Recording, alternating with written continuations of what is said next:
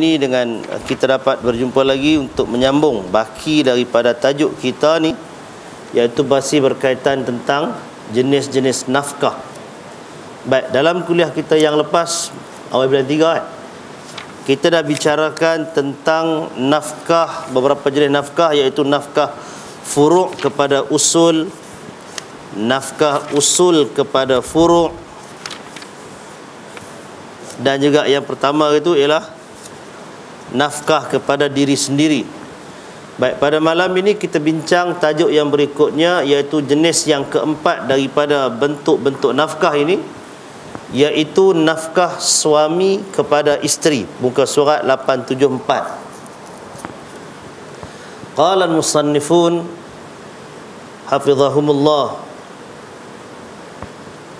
ijma' ulama mengatakan suami wajib memberikan nafkah kepada isteri dengan syarat tertentu yang akan kita sebutkan. Ada beberapa perkara di situ. Yang pertama ialah dimulakan dengan ijma' ulama. Maksudnya para ulama bersepakat tanpa ada perselisihan daripada mana-mana zaman. Satu perkara. Apa yang disepakati, apa yang diijma'kan tentang hukum. Apa hukumnya? Suami wajib beri nafkah kepada isteri. Takat itu sajakah? Tak. Dengan syarat tertentu. Semua benda ni tuan-tuan, kesepakatan ulama itu tentang satu hukum biasanya akan ada pendetilannya. Ada syarat-syarat dia. Kita tak boleh maknanya ambil sekerat lepas tu kita tinggalkan yang lain. Dia mesti ada komponen yang lengkap. Baik. Jadi untuk kita sampai kepada apakah syarat, bila cukup syarat tu kita nak apply. Jadi sebelum kita apply tu kita tengok sandaran dia dulu. Bila dia katakan wajib untuk suami memberi nafkah kepada isteri, jadi dimulakan dengan ijma' kan? Bila mula dengan ijma', ijma' bukan dalil. Itu dia. Ijma' bukan dalil. Tetapi dalil itu datang dengan Quran, dalil datang dengan hadis. Para ulama tidak berselisih tentang memahami dalil tersebut membawa kepada maksud hukum yang disebutkan tadi. Itu dia katakan ijma' dalam perkara tu. Baik, apakah dalilnya? Dalilnya ialah kewajipan ini berpandukan kepada dalil Al-Quran dan sunnah Nabi sallallahu alaihi wasallam. Dalil daripada Al-Quran, firman Allah Subhanahu wa taala dalam surah An-Nisa ayat 34. Ar-rijalu qawwamuna 'alan nisa'i bima faddala Allahu ba'dahum 'ala ba'd wa bima anfaqu min amwalihim. Ar-rijal di sini maksudnya lelaki. Kaum lelaki, qawwamun adalah pemimpin dan pengawal yang bertanggungjawab terhadap kaum wanita. Kerana Allah telah melebihkan orang-orang lelaki, yakni dengan beberapa keistimewaan ke atas orang perempuan. Dan juga kerana orang lelaki telah membelanjakan, yakni memberi nafkah sebahagian daripada harta mereka. Surah An-Nisa ayat 34. Baik, tuan-tuan yang dirahmati Allah, ayat yang kita baca ni, kalau kita baca dari sudut tafsirnya, dia ada beberapa perkara di sini yang penting. Yang pertama, Allah Ta'ala letakkan status. Status itu bukan sekadar status kosong, tetapi status dengan tanggungjawab. Ar-rijal, kaum lelaki. Qawwamuna, perkataan qawwamuna ini, qawwam maksudnya yang menjaga. Kita pakai caretaker, curator, apa lagi? Benda yang membawa maksud memelihara dan menjaga, bertanggungjawab. Itu yang dimaksudkan dengan qawwam. Pasal itu diterjemahkan di sini pemimpin dan pengawal yang bertanggungjawab. Itu ialah terjemahan dengan huraian sebenarnya. Qawwam itu sendiri membawa maksud orang yang menjaga, memelihara dan bertanggungjawab di atas kemaslahatan pihak yang dia jaga. Maka dalam ayat ini Allah Ta'ala kata, orang lelaki itu ada benda tu semua ke atas perempuan. bukan perempuan yang mengawal, bukan perempuan yang bertanggungjawab menjaga lelaki, tetapi lelaki yang bertanggungjawab ke atas wanita. Baik. Sekarang ni lelaki yang dimaksudkan di sini siapa? Lelaki yang dimaksudkan di sini ala wajhil khusus, atas khususnya ialah suami terhadap isterinya. Suami terhadap isterinya. Tetapi boleh juga dicambahkan lagi pengajarannya, ialah kalau dalam mana-mana perjalanan dan sebagainya, lelaki itu akan mengawal rombongannya, termasuklah di kalangan wanita. Itu pun benda yang sebenarnya common sense kan. Bila kita pergi berjalan mana-mana, ada lelaki perempuan jadi ketua rombongan. Kalau jadi ketua rombongan shopping sama-sama mereka lah ketua kan. Pergi mana? Pergi Vietnam, sailor dekat apa? Dekat kedai jual kain tu. Tu sama-sama mereka ketua. Tapi kalau dalam satu perjalanan, dalam satu rombongan dan sebagainya, amalan yang diwarisi ialah ketua bagi perjalanan itu ialah lelaki, pasal dia bertanggungjawab. Itu pengajaran yang dikembangkan umum. Tetapi yang dikhususkan berdasarkan kepada konteks ayat ini, dia lebih merujuk kepada suami itu bertanggungjawab ke atas isteri-isterinya. Baik, kenapa? Allah Ta'ala sebutkan bima faddalallahu ba'dahum ala ba'd, dengan apa yang telah Allah Ta'ala lebihkan sebahagian mereka ke atas sebahagian yang lain. Makna kata Allah Ta'ala telah lebihkan kepada orang lelaki ini beberapa perkara yang tidak ada pada wanita. Bukan maknanya perempuan tu kurang daripada lelaki. Pasal kalau kita nak imbangkan dari sudut realitinya, banyak kelebihan perempuan yang tak ada pada lelaki, betul tak? Kelebihan dari sudut dia boleh mengandung, dia boleh tahan sakit untuk bersalin, dia boleh tahan jaga malam untuk menyusukan anak dan sebagainya. Tu tak ada kat lelaki. Tapi itu part untuk diri dia dan anak, tapi part untuk menjaga dan mengawal seluruh satu-satu institusi keluarga yang tu Allah bagi pada lelaki. Kita tak boleh nak sukakan dengan jiran aku tak buat macam tu pun. Kita kata orang kampung tak buat. Tak. Ini ialah konsep asas. Secara umumnya inilah bendanya. Dan sebarang bentuk benda yang kita nampak lain, itu ialah perlanggaran fitrah. Itu adalah benda yang tak ikut susun atur yang sepatutnya. Baik. Jadi Allah Ta'ala dalam ayat ini sebutkan Allah Ta'ala lantik, Allah Ta'ala jadikan lelaki itu bertanggungjawab, jadi penjaga, jadi pemelihara, menentukan hala tuju isterinya itu, kerana Allah Ta'ala telah berikan kelebihan kepadanya. Baik, itu satu part pengajaran daripada ayat ini. Kalau kita nak ulas banyak lagi, tapi para fuqaha ambil daripada ayat ini nak jelaskan satu lagi perkara berdasarkan kepada frasa yang berikutnya, wa bima anfaqu min amwalihim, dan dengan apa yang telah mereka nafkahkan daripada sebahagian harta mereka.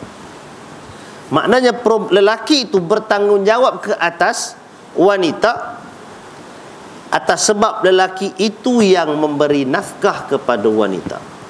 Ada power, ada satu kuasa pemutus pada lelaki dalam kita katakan kadar yang patutnya, atas sebab lelaki ini membelanjakan sebahagian daripada hartanya. Baik, kenapa sebahagian? Pasal sebahagian yang lain itu telah pun kita sebutkan dalam bab yang lepas. Antara yang paling penting, belanja terhadap diri sendiri. Belanja terhadap diri sendiri, belanja terhadap anak, belanja terhadap ayah. Kemudian sebahagian yang lain, belanja terhadap isteri tadi. Baik, jadi para fuqaha faham daripada ayat ini menunjukkan bahawa suamilah yang bertanggungjawab memberikan nafkah. Ayat ni indirect ni, dia bukan direct beritahu suami mesti bagi nafkah, tak. Tetapi dengan petunjuk daripada ayat ini, isyarat daripada ayat ini difahami oleh para fuqaha, suami yang bagi nafkah kepada isteri, bukan sebaliknya. Baik. Dalil yang lain, dalam suratul Baqarah Allah Subhanahu wa taala firmankan, wal walidatu yurdi'na auladahunna haulaini kamilain liman arada an yutimma ar-radha'ah wa 'alal mauludi lahu rizquhunna wa kiswatuhunna bil ma'ruf. Dan ibu-ibu hendaklah menyusukan anak-anak mereka selama 2 tahun genap. Ini pilihan, ini bukan ketetapan wajib ni. Tak ada di kalangan ulama yang faham ayat ini kata wajib menyusukan anak sampai 2 tahun. Jenuh anak dah tumbuh gigi banyak dah tu. Dan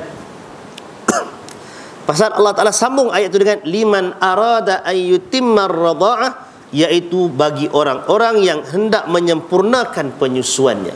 Maka dalam ayat ini isyarat untuk bab penyusuannya apa? Kalau nak menyusukan anak, had yang maksimum, had yang sempurna ialah 2 tahun. 2 tahun qamari. Kalau kita istilah 2 tahun hijrah lah kan. Itu ialah penyusuan yang lengkap. Kalau dari sudut hukum fiqh, dia akan ada satu cabang lagi, iaitu kalau anak lelaki yang dalam tempoh haulain itu, tempoh 2 tahun itu, dia hanya bergantung dengan makanan utamanya dengan susu ibunya, maka najis air kencingnya termasuk dalam najis mukhaffafah. Dia ada kesan. Satu dari sudut kita katakan aspek emosi, aspek hubungan ibu dan anak, tak apalah yang tu. Aspek kesihatan, dia punya gizi, dia apa semua tu kan. Dari sudut hukum fiqhnya dia tercambah satu lagi, iaitu anak yang lelaki yang bergantung sepenuhnya pada susu ibu. Dan bukan bermakna dia tak minum air masak, tak, minum juga air masak tu, cekik ke apa kan, demam makan ubat, bukan maksudnya tak boleh langsung, tapi sebagai minuman, dia kata makanan utamanya, belum bercampur dengan makan bijirin, makan sayur, makan pisang, makan apa, tak campur yang tu. Yang tu dipanggil haulain ni. Kalau 2 tahun tu, maka hukumnya tercambah di situ. Baik. Yang berikut tadi kita katakan maksimum itu liman arada, untuk siapa yang nak, maknanya dia bukan ketetapan wajib. Baik, satu part. Di mana fokus ayat ni? Yang depan. Wa 'alal mauludi lahu, dan kewajipan alal maulud. Perkataan ala di sini terjemah jadi atas, tetapi maksudnya ialah dan diwajibkan ke atas budak, bapa kepada budak yang dilahirkan tu. Maknanya suamilah kan. Dan diwajibkan ke atas bapa untuk rizquhunna, memberi rezeki kepada mereka. Mereka di sini dengan dhamir, dengan ganti nama jamak muannas, dengan ganti nama perempuan, merujuk kepada ibu-ibu tadi. Pasal perkataan yang mula adalah dengan jamak kan, dengan plural, wal walidatu, dan ibu-ibu. Baik, ibu-ibu tu diintrokan ayat ni dengan yang menyusukan anak bagi cukup 2 tahun kalau siapa-siapa yang nak sempurnakan. Dan kewajipan bapa pula ialah bagi rezeki, yakni bagi makan kepada ibu-ibu tadi. Bagi makan, rizquhunna membawa maksud bagi makan, wa kiswatuhunna, dan bagi pakaian. Perkataan kiswah ini kalau kita gunakan dalam biasa, kiswah maksudnya kelambu. Kan kiswah Kaabah. Kiswah maknanya kelambu. Jadi gunakan istilah untuk kelambu. Kalau kita kata yaksuha, maknanya orang itu menyelimutkan ataupun menutupkan badan itu dengan pakaian. Jadi kiswah di sini membawa maksud pakaian. Jadi apa yang nak difokuskan dalam ayat ini ialah wa'alal mauludi lahu, dan kewajipan atas bapa itu pula, bapa kepada anak yang menyusukan tadi, ialah bagi makan kepada ibu-ibu, bagi pakaian kepada mereka bil ma'ruf, iaitu dengan cara yang sepatutnya, bukan hala balai, bukan dalam keadaan yang menganiaya. Dia tak boleh bagi makan yang kadar yang tak cukup. Bil ma'ruf maknanya kadar itu ialah kadar yang diterima oleh syarak. Dan kadar yang diterima oleh syarak tu yang mana? Yang tidak melampau, melebih-lebih ataupun berkurangan sehingga menzalimi pihak yang sepatutnya dapat hak tu, isteri tadi ni. Itu dipanggil bil ma'ruf. Macam mana nak sukat bil ma'ruf ni? Dia boleh disukat pertama sekali dengan takwa. Kalau ada takwa dalam diri, susah nak sukat yang tu. Sukatan itu sukatan internal. Sukatan eksternalnya pula ialah berdasarkan kepada keperluan hidup dia. Keperluan hidup tu pula nak kira kod mana? Kalau selalu kita nakkan hitam putih kan, kalau nak kirakan berapa persen? 6% umpamanya. Macam hari ni semua orang cerita pasal 6% kan. Habis kedai RM2 pun tak ada. Kedai RM2 12 sen. Betul. Nah, ya. Kedai RM2 sen dah. Jadi kita nak tahu berapa dia punya sukatan tu, maka sukatan yang tepat untuk kita katakan neraca eksternal ni tadi ialah keperluan dia berdasarkan uruf setempat. Kalau orang setempat itu memang jenis makan sikit belaka, makanannya yang tu bijirin saja, makan bijan pula. Makan skoi, ada yang makan gandum, maka bentuk yang macam tu lah. Kalau orang tempat tu jenis makan nasi, kita katakan berah di kedai yang tu, jangan bagi grade yang sampai orang tak boleh makan. Tapi kalau semua tempat tu memang makan yellow grade, tak apalah bagi makan kadar yang setara dengannya. Itu ialah penilaian ataupun tolok ukur secara eksternal, luaran. Yang dalaman itu bergantung kepada takwa. Tu nak kena sukat. Pasal tu tuan-tuan yang dirahmati Allah, cerita pasal nafkah ni sama ada ketika dalam perkahwinan ataupun selepas perkahwinan, dia kembali titik tolaknya kepada asas takwa. Asalnya lah takwa. Nak bagi macam mana tu, kita kena timbangkan, adakah dengan cara kita bagi tu kita akan selamat di hari akhirat. Yang tu. Baik, itu dua dalil daripada Al-Quran yang dikemukakan kepada kita tentang nafkah suami kepada isteri. Tengok dalil daripada sunnah Nabi SAW dalam hadis yang diriwayatkan oleh Imam Muslim dalam Kitabul Hajj, bab haji Nabi SAW, daripada Jabir bin Abdullah radhiyallahu anhu, iaitu salah satu daripada petikan khutbah haji perpisahan Nabi SAW. Apa perkataan Nabi dalam hadis itu? Sabda Rasulullah SAW, fattaqullaha fin nisa. Ni khutbah panjang ni. Khutbah haji perpisahan tu khutbahnya panjang, termasuk dengan turunnya ayat suratul Maidah, al-yauma ya'isal ladzina kafaru an dinikum fala takhshawhum wakhshawun al-yauma akmaltu lakum dinakum wa atmamtu alaikum ni'mati wa raditu lakumul islam madina. Panjang ayat tu kan. Yang tu Nabi terangkan beberapa prinsip-prinsip agama, Nabi membatalkan beberapa amalan Arab jahiliyah dan sebagainya. Kemudian sampai part yang ni pula. Part yang ni yang digunakan untuk tajuk ni. Nabi kata, fattaqullaha fin nisa fa innakum akhadtumuhunna bi amanatillah wastahlaltum furujahunna bi kalimatillah walakum alaihinna alla yuti'na furushakum ahadan takrahunahu fa in fa'alna dhalik fadribuhunna darban ghaira mubarrih walahunna alaikum rizquhun wa kiswatuhunna bil ma'ruf wa qad taraktu fikum ma lan tadhillu ba'dah in i'tasamtum bihi kitabullah.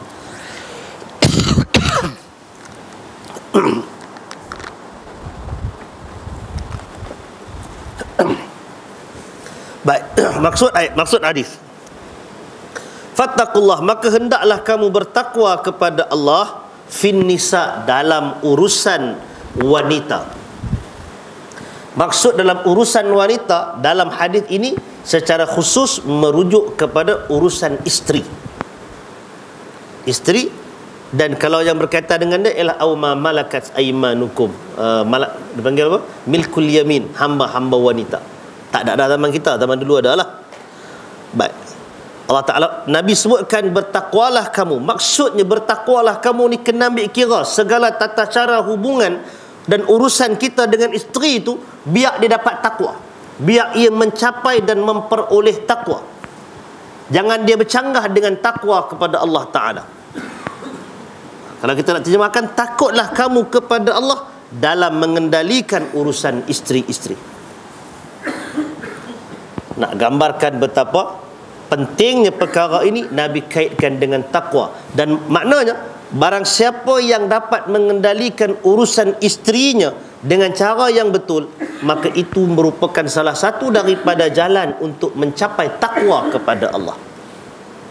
Dan Allah Ta'ala kata apa? Innallaha yuhibbul muttaqin. Allah Ta'ala suka kepada orang bertakwa, dan Allah perintah kita untuk bertakwa. Baik, kerana siapa nak kena takut pada Allah? Kerana sesungguhnya kamu telah mengambil mereka dengan amanah Allah. Maka isteri itu tuan-tuan, daripada perkataan Nabi ini merupakan amanah. Mau ataupun tak mau, jenis kahwin sengaja, kahwin suka, kahwin terpaksa, dikahwinkan, semuanya tetap memikul satu perkara, iaitu amanah daripada Allah Ta'ala. Dan kamu telah menghalalkan kemaluan mereka dengan kalimah Allah.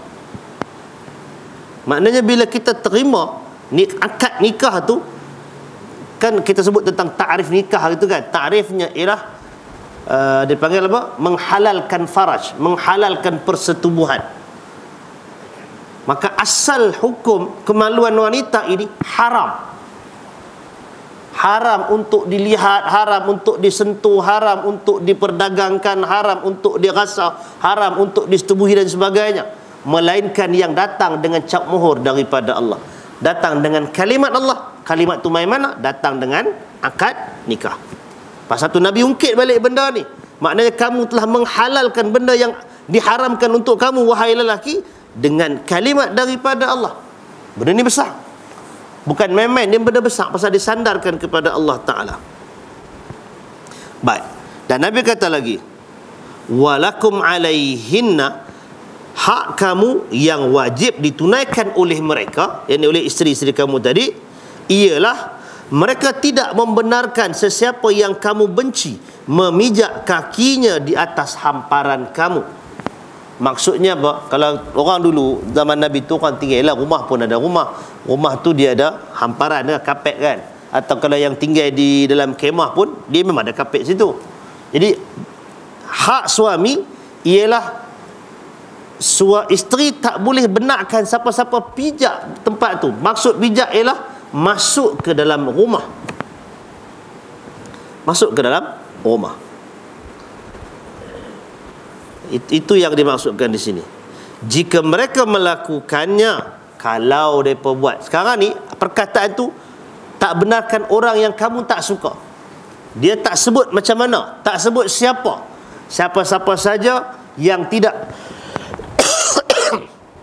yang tidak disukai oleh suami atas dasar syarak. Maknanya dalam ruang lingkup yang diizinkan oleh syarak. Dalam ruang lingkup yang diizinkan oleh syarak, maka itu adalah hak suami yang mesti ditunaikan oleh isteri. Kalau yang lain daripada yang tu urusan suami itu pula dengan Allah Ta'ala. Kalau ada orang yang dia tak suka atas sebab-sebab yang tidak syar'i. Baik. Yang berikutnya, kalau si isteri tadi, isteri-isteri itu melakukan juga, maknanya mengizinkan siapa-siapa masuk rumah tu, Nabi SAW bagi kelonggaran, bagi kebenaran kepada suami dengan suatu bentuk arahan. Fadribuhunna, maka pukullah mereka. Darban ghaira mubarrih. Jangan berhenti tekan ayat pukullah mereka. Kalau berhenti pada maka pukullah mereka, tu yang bawa keluar kayu baseball. Nah, ya, bawa kayu baseball, bawa keluar apa nama, padlock kereta, bawa keluar rantai basikal. Yang tu pasal baca tak habis. Dia kena baca pukul darban dengan suatu pukulan. Maknanya bukan belasah sampai lembik. Nabi kata pukul dengan suatu pukulan ghaira mubarrih. Pukulan itu tidak mencederakan. Ibarat kata kalau jenis degi tu sekali tarik je tu sudahlah kan. Ini bagi dengan tangan kanan bagi, kiri pun bagi, tambang pi balik pula tu. Pi depan sekali, patah belakang balik. Oh, yang tu belasah bukan pukul. Yang tu tak termasuk dalam konteks hadis yang Nabi bagi. Pasal tu tuan-tuan, pengamalan sebahagian daripada orang Islam, dia gunakan hadis, dia gunakan barangkali ayat Quran dan sebagainya untuk membolehkan apa yang dia buat, tapi dia salah implement. Akhirnya orang menyangka Islam memang membenarkan benda-benda kezaliman dan penganiayaan, dan yang mengakibatkan akan ada di celah-celah masyarakat tu orang-orang yang jahil tentang agama. Dia bukan nilai agama berdasarkan teks agama, berdasarkan sumber agama. Dia nilai agama berdasarkan pengalaman peribadi dia, abang dia, bapak dia, mak menakan dia. Tu yang lahir NGO macam Sisters in Islam apa semua tu. Dia blur, dia kabur, dia samar. Dia sangka Islam tu tak betul. Pasal tu dia duk kritik dan kritik. Kalau tanya pasal apa? Dia kira pada pengamalan yang salah, ataupun salah tafsir dia terhadap teks. Dia tak jumpa jalan yang betul. Jadi kerana itu, benda tu bagi kesan tuan-tuan. Itu yang sangat bahaya bila kita menyandarkan sesuatu kepada agama dan kemudian kita salah implement. Ini saja nak keluar sikit boleh no? Termasuk yang mereka nak bentangkan pada sebelum 9 April. Bahaya tu. Rang undang-undang tu kan. Benda tu tuan-tuan, satu benda yang patut kena diperundang-undangkan sejak daripada merdeka dulu lagi. Tapi dah tak buat, dah buat guna kan. Jadi bila ada usaha nak buatlah. Kena sokong buat. Cumanya itu suka hati mereka lah, lepas tu barangkali ada masalah dia. Cumanya barangkali yang boleh kita fikirkan atau menimbulkan tanda tanya, kita nak mengejar nama ke kita nak ambil dia punya substance? Kita nakkan nama tu terpahat dan undang-undang tu maknanya terdedah kepada begitu banyak kritikan, ataupun sebenarnya kita nak tak payah nama tu tak payah bagi sensasi, ambil isi kandungan yang dibawa. Jadi orang tak payah selerak bergaduh kan. Pasal apa? Pasal yang bergaduh tu tak tahu pelensung pun. Jenis tak, bukan kata jenis orang Islam tak mengaji, hak tak Islam pun sembang sama. Itu yang jadi masalah. Dan itu satu persoalan yang barangkali orang yang mengemukakan, pihak yang mengemukakan, mungkin dia fikir ada kewajaran-kewajaran dia. Tapi bagi kita, kadang kita fikir kalau dia tak buh nama orang undang-undang syariah ke hudud ke apa ke, kita masukkan dalam pasal benda ni geng undang-undang tak sebut. Dia kata kalau bagi dia punya isi lah, nama tu kita kira pakai hang duk ada lah. Barangkali tu mungkin ringan sikit bebanan tu. Mungkinlah kan. Satu part. Yang keduanya ialah di kalangan sebahagian masyarakat ni, dia bandingkan pasal apa undang-undang sivil ni tak payah bagi penerangan pun boleh terap macam tu, terap sampai terap kan. GST ke apakah semua orang boleh bagi masuk macam tu, tak payah ada penerangan. Pasal apa? Metang undang-undang Islam sibuk nak kena bagi penerangan, nak sampai faham baru boleh implement dan sebagainya. Itu benda yang sangat berbeza sebenarnya. Tak boleh nak dia disamaratakan. Pasal undang-undang yang tidak disandakkan kepada agama, undang-undang sivil, dah tentu dah undang-undang manusia yang memang sangat terdedah dengan salah dan penyelewengan memang sangat banyak. Tapi bila undang-undang tu dinisbahkan kepada agama, dinisbahkan kepada Allah, maka dia perlu untuk sangat berhati-hati, perlu kepada pendekatan yang ialah kita nak katakan sempurna, tentu susah pasal manusia kan. Tapi sekurang-kurangnya dia memang sebelum P tu dia kena kritik dulu, dia kena belasah dulu. Tak apa orang kritik banyak pun.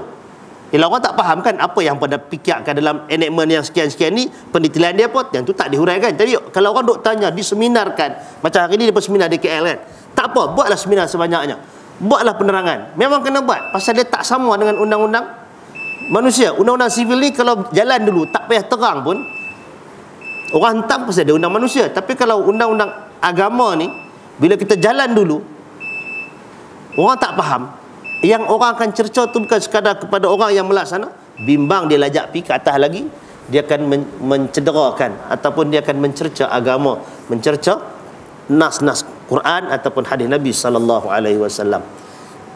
Jadi ada dua bezalah benda tu, tak boleh nak kita katakan sama. Jadi alhamdulillah setakat ini rasanya dalam tempoh terdekat ni banyak dah seminar pun. Yang tu sepatut memang kena buat daripada 1993 dulu. Patut tiap 6 bulan sekali mau kena buat benda tu. Penambahbaikan. Tapi benda tu ialah nak kata macam mana kan. Mungkin kelompok-kelompok tertentu. Pasal banyak persoalan dan dia bawa dalam private bill 355 ke 356 lah. Tu ada dia punya nilai tu sebenarnya tu. Pasal apa dikecualikan non-Muslim dan sebagainya. Itu semua ada pasal ialah kita duduk di negara yang bekas dijajah dan undang-undangnya adalah undang menjajah. Kemudian nak masukkan Islam tu dia jenuh silat. Banyak lorong nak kena masuk. Baik. Jadi tuan-tuan yang dirahmati Allah, kembali balik kepada ayat kita tadi ni, hadis kita tadi. Jangan perbuatan tu kita sandarkan bila kita pukul suami pukul isteri. Pasal apa? Tak boleh pukul. Nabi kata pukul lah. Memang Nabi kata pukul, tapi Nabi kata pukul tu ghaira mubarrih, pukulan yang tidak mencederakan. Mai dapat kawan-kawan ni, dia masuk, dia pergi report dekat pejabat agama, mengang mata dengan lebam, nak terkeluar biji mata, patah rusuk dan sebagainya. Itu bukan pukul ghaira mubarrih, itu memang mubarrih dia panggil, mencederakan. Dan itu tak sama dengan apa yang Nabi sebut. Jadi tuan-tuan yang dirahmati Allah, hak ni nak kena bagi faham. Macam mana? Tak pasal nak tahu kenderaan lelaki ni, dia buh macam tu pun memang boleh tumbang lah. Kena bagi silat-silat, bagi kena tang bawah rahang sikit kan, hitam. Jadi kalau ada ketika kutlah sampai tahap nak bagi tu, dia kena dalam keadaan yang marah, memang marah lah kan, tapi nak kena kawal betul-betul. Dan pukulan itu memang tidak mencederakan. Kalau maknanya sikit je pukul, kau tu melak terantuk pula dekat cermin, cedera. Tu bukan salah pukul. Yang tu pasal dia pergi mengelak kan. Yang tu cerita lain lah. Baik. Dan Nabi SAW sebut benda ni, kita kena relate balik dengan arahan awal. Ittaqullah, masa pukul tu pun kena takwa kepada Allah. Masa pukul tu pun kena ambil kira yang Allah Ta'ala telah amanahkan dia kepada kita. Itu benarnya.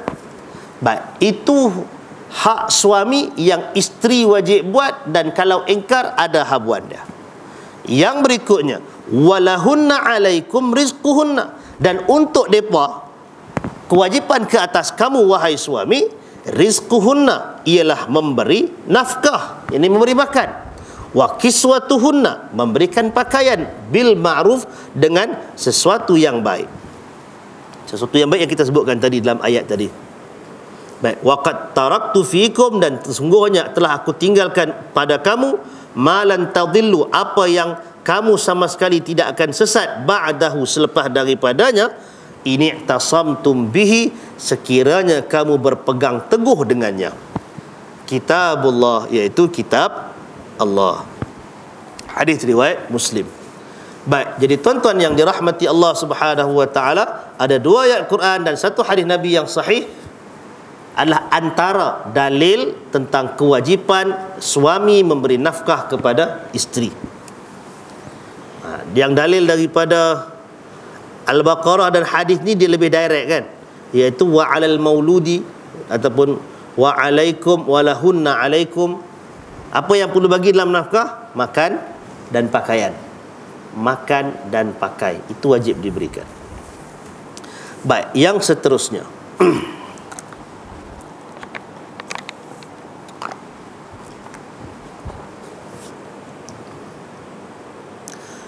rahsia diwajibkan suami memberikan nafkah kepada isteri. Pasal apa suami yang nak kena bagi pada isteri? Tak boleh ke sama-sama, orang kata tong-tong 50-50? Atau tak boleh ke isteri itu yang bagi nafkah kat suami? Jadi kenapa syarak menetapkan suami? Maka para ulama menilai, mengkaji dan menghurai benda ni. Baik, kehidupan berumah tangga mesti dibina di atas salah satu daripada 3 asas berikut. Yang pertama, suami bertanggungjawab mengetuai rumah tangga dan bertanggungjawab memberikan nafkah kepada isteri dan anak-anak.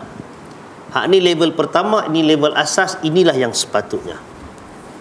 Tapi tak semestinya jadi lagu tu. Yang kedua, isteri mengambil alih semua tanggungjawab tersebut sebagai ganti kepada tanggungjawab suami. Maknanya suami duduk saja, isteri itu yang kerja, cari nafkah, belanja makan pakai apa semua, duit isteri. Ada tak jenis ni? Weh, banyak jenis tu. Cari laki mana? Nu kat kedai kopi sana daripada pagi sampai ke maghrib. Buat apa? Duk pergi haji banyak kali. Dulu lah tak ada kot. Mendam haji, tolak mai talak balik berapa kali haji? 4 kali haji. Tapi duit tak himpun pun nak pergi haji. Daftar tabung haji jauh sekali. Bila dah tersedak daftar tabung haji 2080. Bila nak pergi? 2080. Tanya pakcik berapa? Umur 60 dah. Bila nak pergi? Macam mana kan? Dah ada jenis itu. Dan ada setengah tempat, wallahu alam, ada setengah tempat mereka kata orang tempat sekian-sekian ni memang adat dia perempuan yang turun pergi ke bendang, pergi tempat tanam sayur dan sebagainya. Suami duduk mana? Suami duduk lepak di anjung rumah tu je. Habis canggih sikit pun ada aktiviti riadah dia, sabung ayam. Sabung ayam, laga ikan, laga lembu. Belah kita tak ada kot orang jenis tu. teruk sangat kalau pasien tu. Kalau ada pun semua jenis doktor peribadi ni lah, doktor private lah kan. Jadi cucuk sendiri punya. Na'udzubillah, benda tu tuan-tuan bahaya.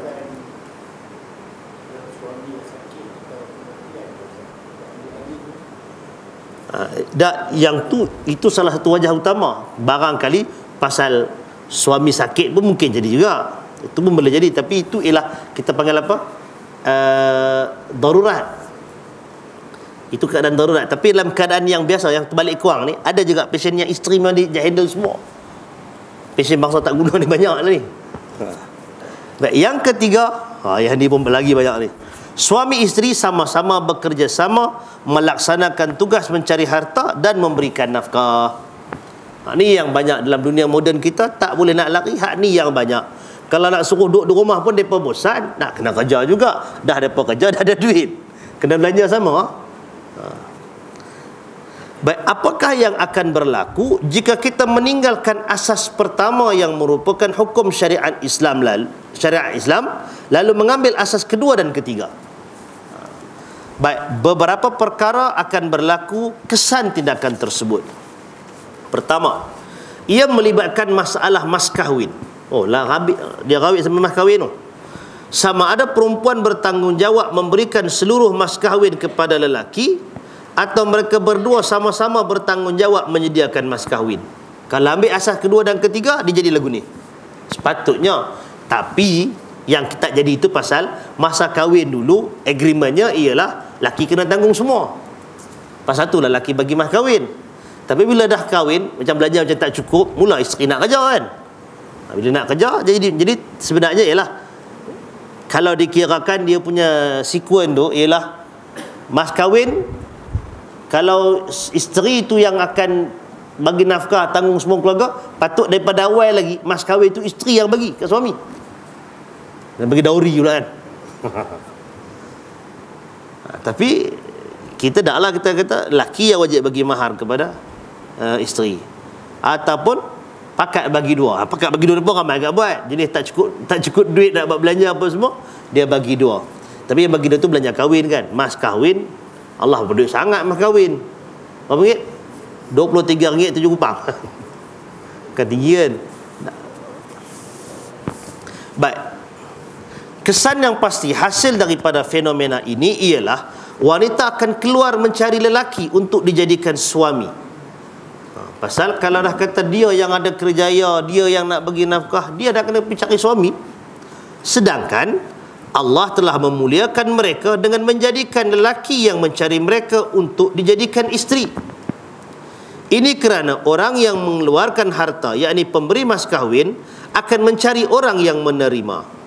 Apabila fenomena ini berlaku, mereka pasti akan berhadapan dengan pelbagai tribulasi akibat penipuan dan pembohongan golongan lelaki demi mendapatkan suami yang mampu memberikan perlindungan dan boleh diharapkan. Ini kebimbangan, dan kebimbangan ini memang telah pun berlaku. Perempuan terpaksa pergi menawarkan diri dia pergi cari lelaki. Zaman dulu mungkin susah nak buat kerja ni, dia kena pakai orang tengah lah apa semua. Kalau zaman mungkin 70-an 80-an tu, dia punya cara lain sikit kan. Kalau zaman moden lah ni senang sikit, pasal semua boleh market kat Facebook. Duk cari tu imam, siapa nak bentang sejadah mayang lah, kerak, duk kira yang tu, kira nak menikah dah tu. Jadi siapa-siapa dah darah duk tengok dia punya status, bunyi cari tu imam, siapa nak bentang sejadah, dah bersedia dah jadi makmum. Kira kena sedia lah tu. Betul tak? Pasal mereka akan marketkan dalam Facebook. Daripada yang dogiang tak pakai apa sampai tempat mata saja, sama lah dia punya style tu, ayat bunga-bunga tu. Jadi bagi orang tua nak kena faham lah perasaan tu, kena fikir lah. Tapi itu sebenarnya ialah sesuatu yang kalau kita fikirkan dalam masa, bukan kata 50 tahun, dalam 20 tahun dulu kita tak jangka fenomena ni boleh berlaku lah. Ni kalau kawan yang tulis ni ialah pada Syekh Mustafa Khidam, meninggal lah, Mustafa Bora ada lagi. Kalau dia mengikuti perkembangan tu, zaman dia tulis ni tak ada lagi benda tu. Kalau boleh dia edit balik, memang dia tulis, dia keluar belakang dah tu. Cerita tentang betapa terdesaknya perempuan yang kena keluar cari lelaki. Yang lelaki pula, minta maaf cakap, orang tak kahwin lagi ke apa-apa, jadi menakut. Tak mau nak pergi cari perempuan nak menikah. Tak sesuai ni, tak sesuai. Fikir mesti nak cutting gaya ratu cantik, tapi dalam masa yang sama nak jadi orang tu hafal Quran. Oh, mana nak dapat? Ambil salah satu pula kan. Ini kira semua nak bagi komplit, mana nak dapat? Baik, yang kedua, perempuan terpaksa melibatkan diri dalam usaha-usaha untuk bekerja dan mencari rezeki. Kalau dah dia nak kena bagi nafkah, dia kena buat macam tu kan. Implikasinya mereka terpaksa bersaing dengan golongan lelaki di dalam pelbagai bidang pekerjaan. Mungkinlah ayat ni mungkin bagi pada kita agak konservatif sebenarnya, pasal dalam realiti hidup kita memang keluar bebas. Tetapi secara nalurinya, kalau boleh kita fikirkan, perempuan bekerja di rumah dalam suasana yang terhad dengan dia, tak terdedah dengan orang lain, barangkali itu lebih baik dan lebih selamat daripada fitnah, kan? Tapi ni terpaksa keluar bekerja, terpaksa nak pergi bergoi dengan orang lain. Kalau kata kadang-kadang setengah kerja, tak maaf nak kata lah kan, yang factory ke, firma-firma apa ke, hari sambutan tu nak kena buat sekali, nak kena pergi gantung belon atas pejabat, nak gantung yang tu panjat lah, hak yang perempuan, yang lelaki nak kena pergi tolong, kena pergi kursus sekali, berjalan kena pergi kursus, naik kapal terbang, naik bas, sama sekali lelaki perempuan dan sebagainya. Sangat berbahaya. Hari tak kena tak apa, tetapi dia sangat mengundang kepada fitnah dan bahaya. Memang menakutkan benda tu tuan-tuan. Dan bukan kata tak ada jadi apa-apa. Banyak dah kes yang macam tu. Kalau tu nak kata, kalau cerita email tajuk-tajuk kisah masyarakat yang macam ni tuan-tuan, ingat baca kat majalah dengan mestika ya, tapi cerita sebenar pun banyak berlaku. Bila keadaan pergaulan yang bebas, dan pergaulan bebas tu datang daripada environment kerja yang jadikan macam tu. Dan kita bukan maknanya duduk dalam kelompok manusia yang semua tunduk, patuh, baik. Dah, benda tu macam-macam. Dan once dia terdedah, kita bimbang benda tu akan disambar peluang tu. Baik, jika ini yang dilakukan oleh perempuan, mereka akan terdedah kepada perkara-perkara negatif yang merosakkan. Realiti hari ini adalah bukti paling jelas terhadap kenyataan ini. Tosan nanti kata negeri Amerika, duduk di England, duduk di Eropah, duduk di Australia, negeri-negeri orang Islam pun sama teruk ya, sama naik. Yang di timur dan yang di barat. Baik, ketika itu juga rumah tangga yang memerlukan seseorang yang boleh mengurus dan menjaga hal ehwalnya serta mendidik anak-anak kecil tidak dapat dipenuhi. Balik kerja letih, terbongkar lagu tu, siapa nak tengok anak kan? Pakai letih belakang. Malah rumah tangga menjadi tidak terurus. Rumah tangga yang sepatutnya menjadi sumber kebahagiaan, pencetus kedamaian dan tempat untuk kerehatan dan ketenangan, kini bertukar menjadi punca masalah dan gangguan. Baik, realiti yang berlaku pada hari ini juga merupakan bukti terbesar terhadap apa yang kita perkatakan.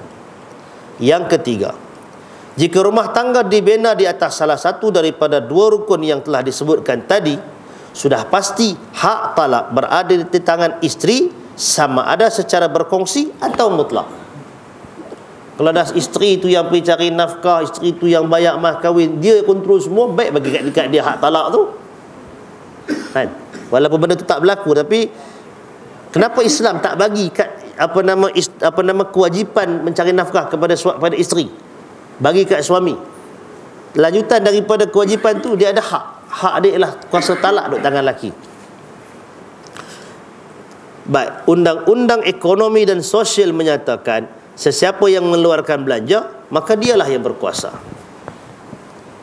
Baik, di dalam perbincangan di bawah tajuk talak, anda telah mengetahui bahawa terdapat hikmah yang amat besar apabila dalam banyak keadaan hak talak berada di tangan lelaki.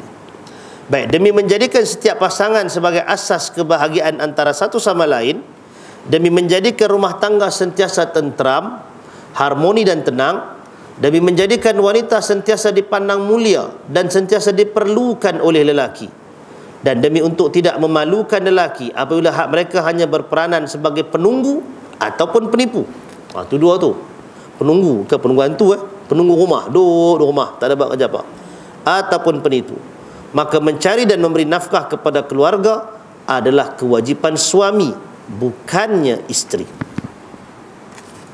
Itu syarat dia, tuan-tuan. Baik, sekarang ni yang jadi masalah kita ialah benda tu tak berlaku. Bahkan yang berlakunya ialah barangkali yang kedua tu kurang sikit, yang ketiga tu kan, yang kongsi sama-sama dan sebagainya.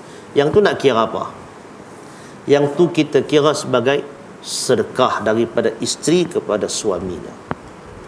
Dia kena kira macam tu. Dalam keadaan yang realiti, yang kita kena fikirkan macam mana nak selesaikan. Nak patah balik asal suami yang bekerja semua sekali, dalam suasana dah telajak pergi ke depan. Berapa ramai yang boleh perbetulkan balik benda tu? Dan ramai juga perempuan tak mau balik duduk rumah, dia nak kerja juga. Tension duduk kerja di rumah ni. Angka kadar depression yang antara yang tertinggi adalah suri rumah. Kan?